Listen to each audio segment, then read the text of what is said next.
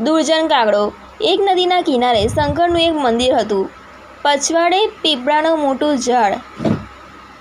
એ ઝાડ ઉપર એક હંસ અને કાગડો રહેતા હતા।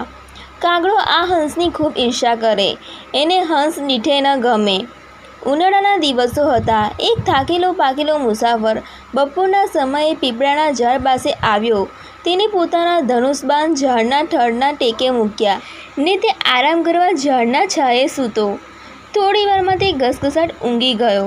થોડા સમય પછી એના મોં પરથી ઝાડનો છાંયો જતો રહ્યો ને તેના મોં પર તડકો આવ્યો।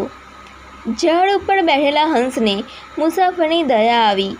મુસાફરના મોં પર તડકો ન આવે તે માટે પોતાની પાંખો પસારી છાંયો કર્યો। કાગડાએ આ જોયું। કાગડાને હંસની આવી ભલાઈ બિલકુલ પસંદ ન આવી। તેને હંસને ફસાવી દેવાનો પેંતરો રચ્યો। કાગડો ઉડતો ઉડતો આવ્યો અને મુસાફર પર ચરકીને નાસી ગયો। કાગડાની ઝડપ મુસાફરના મોં પર પડવાથી તે જાગી ગયો। જાગીને તેને ઉપર હંસને બેઠેલો જોયો। તેને થયું, આ હંસ જ મારા ઉપર ચડક્યો લાગે છે। ગુસ્સે થયેલા મુસાફરે હંસને બાણથી વીંધીને પોતાનો ગુસ્સો ઉતાર્યો। આમ દુર્જનની સાથે રહેવાથી પરોપકારી હંસે પોતાનો પ્રાણ ગુમાવ્યો।